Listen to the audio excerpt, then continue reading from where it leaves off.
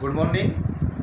Real number के part 6 में आज आप लोगों का फिर से एक बार मैं स्वागत करता हूं। देखिए बच्चों, मुझे कुछ बच्चों का बहुत अच्छा मामला लग रहा है कि वो प्रॉब्लम्स मेरे पास भेज नहीं वापस, लेकिन कुछ बच्चे ऐसे हैं, पता नहीं उनके मोबाइल में नेट कम होता है या फिर वो मोबाइल का यूज़ केवल वीडियो गेम खेलने के लिए करते हैं या फिर उनको अभी 10th क्लास का इंटरेस्ट ही नहीं है। देखिए, मैं आपसे बार बार एक बात कह चुका हूँ कि ये 10th क्लास का मामला है। यदि आप इसे सीरियस नहीं लोगे तो आगे जाके आपको प्रॉब्लम आएगी। आप भी जानते हो कि हमारे समाज का परिदृश्य ऐसा है कि आपकी चाहे 9th में 99% बन गई, उसकी वैल्यू नहीं है, लेकिन 10th में अगर आपकी 50 और 60% बन गई तो आपका खुद का मॉरल डाउन हो जाता है। खुद भी अपने आप को एक हीन भावना से देखने लग जाते हैं कि यार मैं वास्तव में पढ़ा लिखा हूँ या नहीं। और जो 10th में गिर जाता है बच्चा, उसके लिए आगे का सफ़र तय करना बहुत मुश्किल होता है। एक मोटिवेशन के लिए 10th क्लास की परसेंटेज इंक्रीज करना ज़रूरी होता है, क्योंकि इसमें जितनी अच्छी परसेंट आती है हम अच्छे सब्जेक्ट चूज कर पाते हैं उसके बारे में, तो इससे हमारा मोटिवेशन हाई हो जाता है और अच्छे सब्जेक्ट चूज करके हम अपने आप को अपने कैरियर को दिशा दे सकते हैं या फिर हमारे पढ़ने में इंटरेस्ट हो जाता है। तो सबसे पहले तो मैं आपसे एक ही बात कहना चाहता हूँ कि आप लोग मेरी वीडियो जो भी मैं बना रहा हूँ उनको पूरा देखा करो, क्योंकि फुल वीडियो देखने पर ही आपकी क्वेरीज उसमें सॉल्व होती है। वीडियो नंबर 1 से लेके आज 6 नंबर वीडियो चल रही है, उनमें मुझे टाइमिंग बहुत कम आ रही है। इसका मतलब आप केवल 1-2 मिनट देख करके उसे रख देते हैं। ऐसा नहीं, वीडियो को पूरा देखिए। नेट का अभी लॉकडाउन में आप यूज कर सकते हो, क्योंकि स्कूल चालू होने के बाद आपके पास समय वैसे ही कम होगा, तो आप समय का कंजप्शन कहाँ करोगे। तो मेरा बार बार अनुरोध है कि वीडियो को देखें, उसकी प्रॉब्लम्स को मुझे कमेंट करके बनाएं, मेरे चैनल को लाइक करें और शेयर करें, और जो भी प्रॉब्लम हो उनको कमेंट करें। तो आज मैं आपको उस प्रॉब्लम को सॉल्व करा रहा हूँ जो प्रॉब्लम मुझे एक बच्चे ने भेजी थी। उसके लिए बहुत बहुत धन्यवाद। एक बात ध्यान रखना बेटे, क्योंकि ये प्रॉब्लम अभी मैंने कराई नहीं थी, पर मैं आपको उसने भेजी, उसके लिए बहुत धन्यवाद। क्वेश्चन ये था, the length width and height of a room are 8 metre 25 centimetre, 6 metre 75 centimetre and 4 metre 50 centimetre respectively. Determine the longest rod which can measure the 3 dimensions of the room exactly. मैंने कल आपसे ये कहा था कि HCF क्या होती है, हाईएस्ट कॉमन फैक्टर होता है, यानी वह बड़ी से बड़ी संख्या जिसका, अब यहाँ पर 1 2 3 डिजिट्स है, इन तीनों में भाग चला जाए। लेकिन मैं यहाँ पर HCF क्यों निकालूं, बात ये पूछी गई थी। क्यों का जवाब देता हूँ मैं आपको। वैसे तो क्वेश्चन में लिखा हुआ है कि लॉन्गेस्ट रोड का मतलब, इसमें आपके क्वेश्चन स्मॉलेस्ट और लॉन्गेस्ट जैसे शब्द क्वेश्चन में अमूमन आते हैं। जिसमें स्मॉलेस्ट पूछा जाता है उसमें LCM निकलता है, और जिसमें हाईएस्ट या लॉन्गेस्ट पूछा जाता है उसमें HCF निकलता है। इसके बावजूद मैं आपको क्वेश्चन की पूरी थिंकिंग के अनुसार इसमें HCF ही क्यों निकाला जाए। ये कह रहा है कि जो विच can measure the 3 dimensions of the room, इस रूम के 3 डायमेंशंस को सबसे बड़ी रॉड कौन सी होगी, यानी इन तीनों की सम्मति के अनुसार ऐसी कौन सी रॉड होगी जो इस रूम में आ सके। समझ रहे हो ना, यानी इन तीनों को मेजरमेंट को वो डिवाइड कर सके। समझ गए ना, यानी तीनों को डिवाइड करने वाला नंबर क्या होगा, HCF होगा। एक क्वेश्चन अगर इसको मेंसुरेशन से ले अपन, तो लॉन्गेस्ट चीज़ क्या होती है, जैसे ये मेरा रूम है, 3 डायमेंशन फिगर नहीं बनाया मैं, 2 डायमेंशन फिगर बनाया, मान लीजिए रूम है, तो इसकी सबसे लंबी लेंथ की रॉड कौन सी होती है, ये, और इसे हम क्या कहते हैं, डायगोनल। क्या कहा जाता है, डायगोनल। तो मेंसुरेशन का क्वेश्चन अगर आप इसको करते हो तो वहाँ तो आप निकालोगे डायगोनल, लेकिन यहाँ पर इससे करते हैं अपन, तो लॉन्गेस्ट रॉड कह रहा है, तो लेंथ आपकी यहाँ पर है 8 मीटर 25 सेंटीमीटर का 825 सेंटीमीटर, इसको एक यूनिट में कन्वर्ट कर लीजिए, ठीक है ना। और विड्थ आपका जो दे रखा है 6 मीटर 75 सेंटीमीटर का मतलब हो गया 625 सेंटीमीटर, और जो हाइट है वो आपकी है 4 मीटर 50 सेंटीमीटर का मतलब 450 सेंटीमीटर, ठीक है बेटे। इसका मैं HCF निकालूंगा, क्योंकि मुझसे सबसे बड़ी रॉड इसके अंदर आने वाली क्या होगा, इसका मतलब HCF होगा। समझ गए। मेंसुरेशन में इसका डायगोनल होता है, जिसका फॉर्मूला होता है √L² + B² + H², करेक्ट। अब HCF निकालने के लिए फर्स्ट ऑफ ऑल आप इन 2 चीज़ों को ले लीजिए, L और B को, और इनका जो HCF आएगा अगर उसका इसमें भी डिवाइड चला जाए तो तीनों का HCF सेम हो जाएगा। यूक्लिड डिवीजन लेमा से ही कर रहा हूँ मैं बार बार क्वेश्चन को, है ना। तो आपको पता है कि 825 is greater than 625, that 825 is equal to 625 into कितने टाइम गया, 1 टाइम गया, और रिमाइंडर क्या बचा आपका 200 बचा। ठीक है, इसके बाद हम क्या करेंगे 625 में डिवाइड करेंगे किससे, 200 से, कितने टाइम जाएगा 3 टाइम गया, कितना रिमाइंडर बचा बेटा 25। इसके बाद 200 में डिवाइड करेंगे किससे, 25 से, कितने टाइम जाएगा 8 टाइम जाएगा, रिमाइंडर क्या बचेगा 0। तो इसका HCF क्या आया 25। नाउ 450 और हम किस क्योंकि 225 इन दोनों को डिवाइड करता है, अगर 25 इसको भी डिवाइड करता है तो इसका मतलब HCF क्या हो जाएगा 25 हो जाएगा, और या फिर इसका निकलेगा वो तीनों को डिवाइड कर देगा, इज ग्रेटर देन 25। तो 450 इज इक्वल टू 25, कितने टाइम जाएगा 25 बन जाए 25, कितना बचेगा 18 टाइम जाएगा, प्लस रिमाइंडर क्या बचा 0। तो मतलब तीनों का HCF क्या आ गया 25 आ गया। तो कितनी सेंटीमीटर लंबी रोड होगी, कितना आएगा 25 सेंटीमीटर। तो इसका जो आंसर होगा वो क्या होगा आपका 25 सेंटीमीटर, करेक्ट। इसी टाइप की आपकी और प्रॉब्लम्स भी हैं।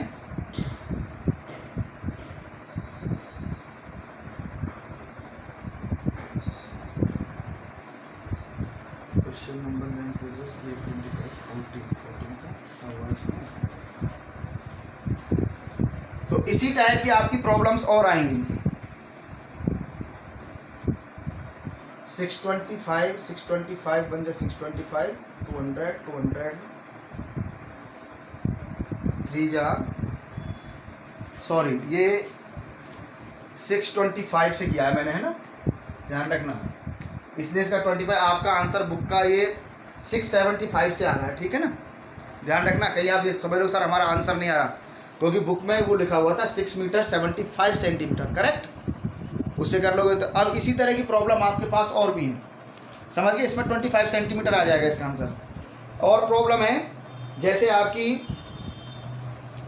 एक क्वेश्चन है आपका, ए मानसून हैज मानसून नहीं ए मासून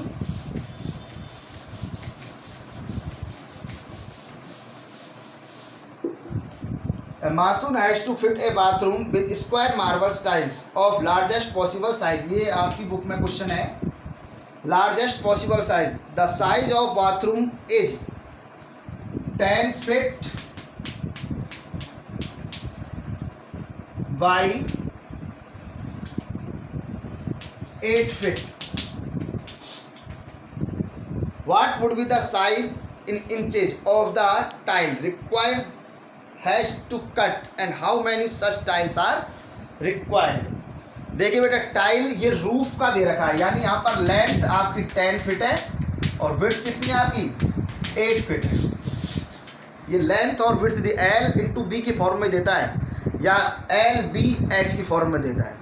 टाइल आपको इसके फर्श पर बिछानी है, तो फर्श पर बड़ी से बड़ी साइज का कितना बड़ा टाइल आएगा, फर्स्ट थिंग। और सेकंड थिंग है कि ऐसी कितनी टाइल आ सकती हैं, करेक्ट। अब हमारा क्वेश्चन ये हुआ कि अब बड़ी से बड़ी साइज का कितना, क्योंकि जिसमें ये क्या चाहिए आपको कि इसकी लेंथ को भी सेटिस्फाई करे और विड्थ को भी सेटिस्फाई करे। अब दोनों चीज़ों को सेटिस्फाई करने वाली चीज़ क्या होगी, इनका HCF होगा, है ना। तो HCF निकाले 10 फीट और HCF क्या आएगा इनका 10 is greater than 8, 10 is equal to 8 into 1 plus 2, 8 is equal to 8 में डिवाइड कैसे करेंगे 2 का 2 इंटू 4 प्लस 0। तो HCF कितना है 2, है ना, 2 से 10 भी डिवाइड होता है, 2 से 8 भी डिवाइड होता है। तो हमने इसका HCF निकाला। अब जो टाइल है वो कितने फिट की आई, 2 फीट की लेंथ होगी और 2 फीट का क्या होगा उसका विड्थ होगा, करेक्ट। तो इस ऐसे कितने टाइल्स हो सकते हैं, कितने टाइल इस रूम में आएंगे। तो बेटा आपको पता है नंबर ऑफ टाइल निकालनी है। तो इस फर्श पर आपका जो रूम पे बैठे हो उसकी फर्श पर ऐसे कितने टाइल आ सकते हैं। तो कहाँ बिछेगी वो टाइल्स, एरिया में बिछेंगी, है ना। तो इस फर्श का टोटल एरिया अपॉन एक टाइल का एरिया, मान लेते हैं let number of tiles are x. हमने कितनी टाइल मानी? X tiles. एक्स टाइल्स क्या करेंगी? इस फर्श के एरिया को पूरा कवर करेंगी। तो so area of x tiles is equal to area of जो भी आपका रूफ दे रखा है या फर्श दे रखा है उसकी, ठीक है। तो एक्स टाइल्स का एरिया एक्स इंटू, क्योंकि ये स्क्वायर टाइल होगी तो स्क्वायर का एरिया क्या होता है? साइड का स्क्वायर, और साइड कितनी आई है आपकी? 2 फीट। 2 का स्क्वायर इज इक्वल टू, इसका एरिया क्या होगा? 10 इंटू 8। तो x इज इक्वल टू क्या आ गया? 10 इंटू 8 अपॉन 2 का स्क्वायर कितना होता है? 4। 4 2 जा 8। x is equal to 20 tiles. कितनी टाइल्स बिछेंगी इसमें? 20 टाइल्स इसके अंदर बिछाई जाएंगी।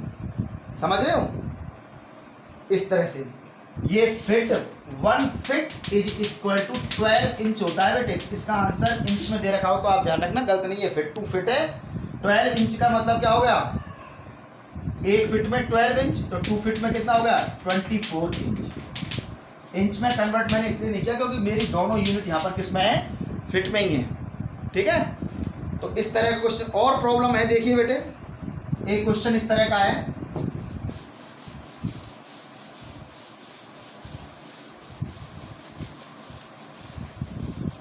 क्वेश्चन ये कहता है आपका 144 cartons of coke cans. Coke cans के कार्टून है आपके 144 and 90 cartons of Pepsi. Pepsi के कितने कार्टून है? 90 are to be stacked in a canteen. If each stack is of the same height is to contain cartons of the same drink, what would be the greatest number of cartons each stack would have? तो इसके कितने number of cartoons एक stack में आएंगे? अब इनकी height क्या है? सेम है, ठीक है ना। अब वो चीज़ आ गई कि इसमें कितने आ सकते हैं। क्या कह रहा है इसमें question? What would be the greatest number of cottons each stack would have. एक स्टैक में ग्रेटेस्ट नंबर का मतलब क्या हो गया? HCF हो गया। समझ में आ गया बात? कितने रख सकते हैं हम? तो क्या आएगा इनका? HCF फाइंड करेंगे। HCF निकालना आप जान ही गए हो, है ना। HCF इसका फाइंड करना कितना आएगा? इतने एक स्टैक में अपने कार्टन्स आ सकते हैं। इसी तरह की प्रॉब्लम्स और हैं इसमें, जैसे ये है आपका, ए merchant has 120 liters of oil one kind, 180 liters of another kind and 240 liters of third kind. We want to sell the oil by filling the 3 kinds of oil in tins equal capacity. What should be the greatest capacity of such tin? तो इसमें भी क्या आ गया आपका? Greatest capacity आ गया। तो इसका मतलब क्या निकालना है हमको? यहाँ पर HCF निकालना है। समझ रहे हो ना। एक क्वेश्चन आपका जैसे ये है,